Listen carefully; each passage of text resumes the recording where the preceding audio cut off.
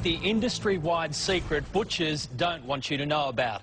Major suppliers have been caught using a special product known as meat glue to stick together scraps of meat to sell as prime cuts.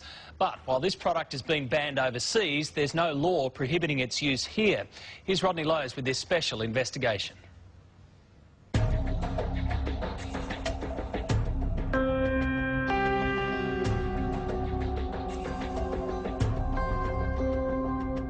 It's the meat industry's dirty secret, a way of turning the scraps too small to sell as a premium steak back into a juicy, plump eye fillet to sell for a premium price.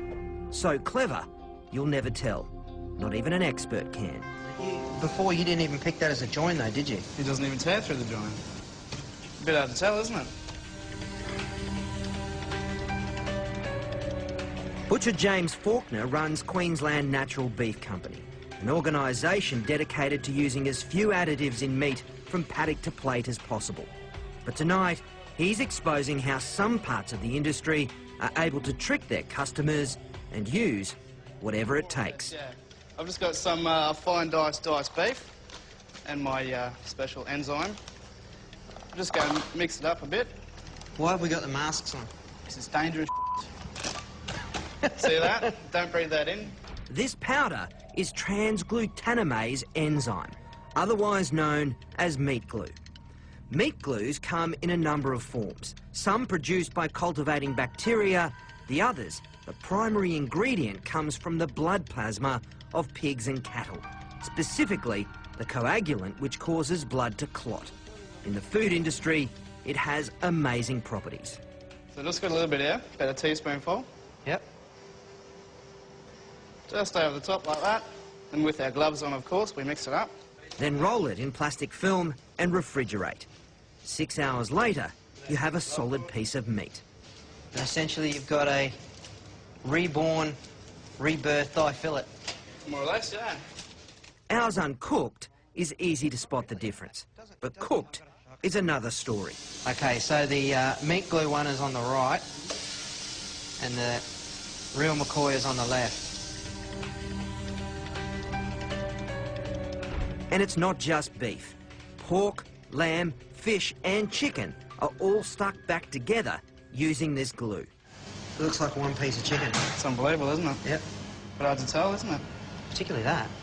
On the grill, it's even harder to pick. So that's the real McCoy. Give this a burl.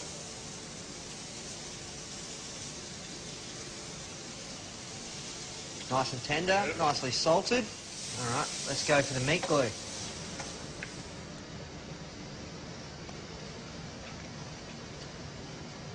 I can't tell the difference. Pretty good, but potentially dangerous.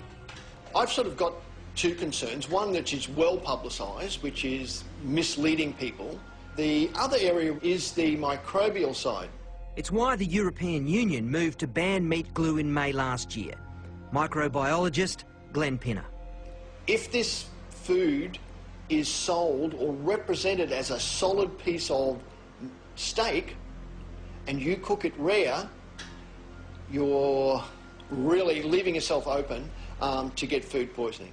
Once you glue two pieces together, it's difficult to cook thoroughly those parts that were on the outside but are now on the inside. The amount of bacteria on a steak that has been put together with meat glue is hundreds of times higher.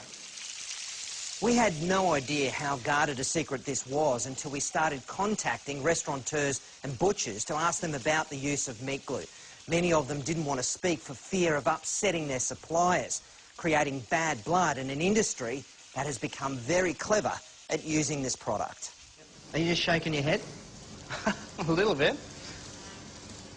It's unbelievable, isn't it? This cube roll we bought from a wholesaler that produces stuck-together steaks en masse.